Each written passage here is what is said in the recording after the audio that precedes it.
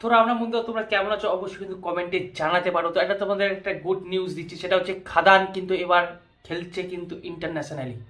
মানে খাদান কিন্তু রিলিজ হয়েছে দুবাইয়ে, এবং সেখানে থেকে যে নিউজ আসছে ভাই, পুরো হল কিন্তু ভর্তি যাচ্ছে, শো কিন্তু ভর্তি যাচ্ছে। এবং খালি শুধু খাদান নয়, কিন্তু বহুরূপী মুভি কিন্তু রিলিজ হয়েছে ইন্টারন্যাশনালি।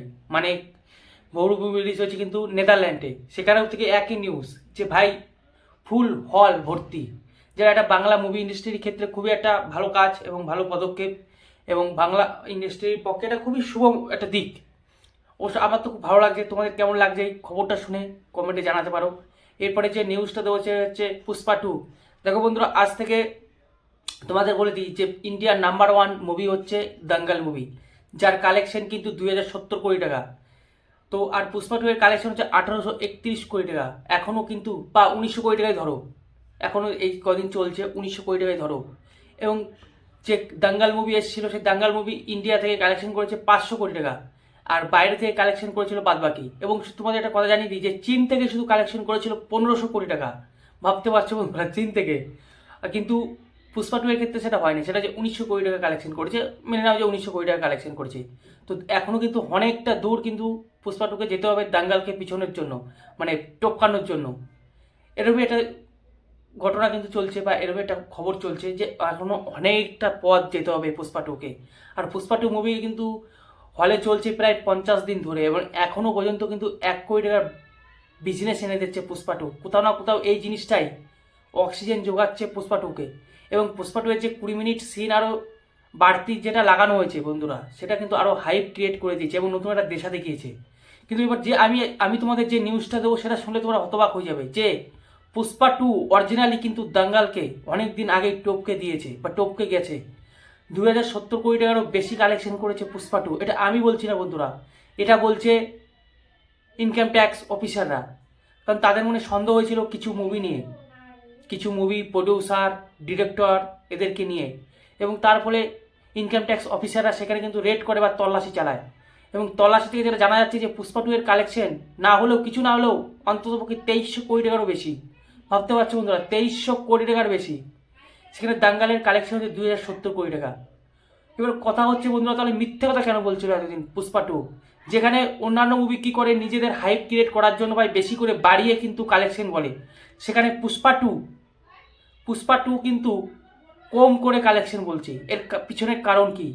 এর কারণটা কিন্তু ইনকাম ট্যাক্স অফিসাররাই বলেছে যে এর একটাই কারণ, সেটা হচ্ছে ভাই ট্যাক্স যাতে না দিতে হয় বা ট্যাক্স যাতে কম দিতে হয়।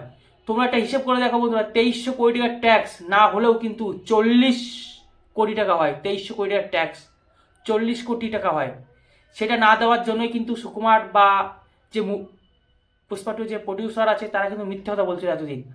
যেটা কোথাও না কোথাও একটা খুবই লজ্জাজনক ব্যাপার। তারা এমন একটা জায়গায় পৌঁছে গেছে, তারা বলতেও পারছে না দর্শকের সামনে যে কত টাকা কালেকশন করেছে। আর এই সমস্যাটা একমাত্র কি করে হয় জানো বন্ধুরা? আমাদের ইন্ডিয়া বা দেশে যখন কোনো মুভি রিলিজ হয়, কত টাকা কালেকশন করছে সেটা কিন্তু একটা নির্দিষ্ট ওয়েবসাইট আছে। কিন্তু ভারতের বাইরে বা বিদেশে যে যখন চলে মুভিগুলো বা ওয়ার্ল্ডে যখন চলে, সেগুলো কোনো কোনো নির্দিষ্ট কোনো ওয়েবসাইট নাই যে কত টাকা কালেকশন হচ্ছে। সেটা একমাত্র কিন্তু খবর দিতে পারে সঠিক, সেটা হচ্ছে মুভি মেকার বা প্রডিউসার বা ডিরেক্টর। তারা কিন্তু সঠিকভাবে কিন্তু দিতে পারে যে কত টাকা কালেকশন করছে বিদেশে। কিন্তু এইখানটায় ঝোল করে দিয়েছে উনারা ট্যাক্স যাতে দিতে না হয়। এটা একটা খুবই একটা হাসিজনক মানে হাস্যকর ব্যাপার, যেখানে গেম চেঞ্জার মুভি ভাই হাইপ ক্রিয়েট করার জন্য ভাই বাড়িয়ে বলছে যে এত টাকা কালেকশন করেছে, সেখানে পুষ্পা 2 কম করে বলছে যাতে ট্যাক্স না দিতে হয়। সালা কী দিন চলে এলো ভাবো তো তোমরা। আর এই জিনিসটাই আবার আমার যেটুকু মনে হচ্ছে, এই জিনিসটাই কোথাও না কোথাও পুষ্পা 2কে কিন্তু আবার অক্সিজেন যোগাবে, এবং সে কিন্তু আরও কালেকশন করবে। এবং সত্যতা বলতেই তো 2025-এ এসেও কিন্তু যত বড় বড় বিগ বাজেট মুভি রিলিজ হচ্ছে তাকে বলছে bye bye tata good bye, 2025-এও আমি রাজ করব। আর এটা সত্যি কথাই তো, পুষ্পা 2 এরই রাজ চলছে এখনো পর্যন্ত। এবার কত টাকা কালেকশন করবে আমি নিজেও জানি না, কোথায় গিয়ে থামবে পুষ্পা 2। তোমার যদি আমার কথা যদি বিশ্বাস না হয়, তোমরা গুগলে গিয়ে দেখতে পারো বন্ধুরা, সেখানে কিন্তু বড় বড় করে লেখা আছে 2300 কোটি টাকা কালেকশন করেছে। তোমরা যে একবার দেখো খালি কি হচ্ছে, তোলপাড় হয়ে গেছে কিন্তু পুষ্পা 2 মুভিটাকে নিয়ে, যে কেন মিথ্যা বলা হয়েছিল। আর সত্যিকার লজ্জাজনক ব্যাপার, যখন ইনকাম ট্যাক্স যখন কারোর ঘরে বা অফিসে যখন রেড করে, সত্যি একটা খারাপ একটা ব্যাপার। কিন্তু অবশ্য তোমাদের কি মতামত, পুষ্পা টু মুভি মেকাররা ঠিক ঠিক কাজ করেছে না ভুল কাজ করেছে, কমেন্টে কিন্তু জানাতে পারো। তো আর একটা, এই মুভির লাস্টে আমি একটা প্রশ্ন করি তোমাদেরকে, তোমরা অবশ্যই সেই উত্তরটা অনেকেই জানো। বলো তো বন্ধুরা, ইন্ডিয়ার বা বলিউডের কোন মুভি সর্বপ্রথম 100 কোটি টাকার বিজনেস করেছিল? অবশ্যই কমেন্টে ঝটপট লিখে ফেলো তো।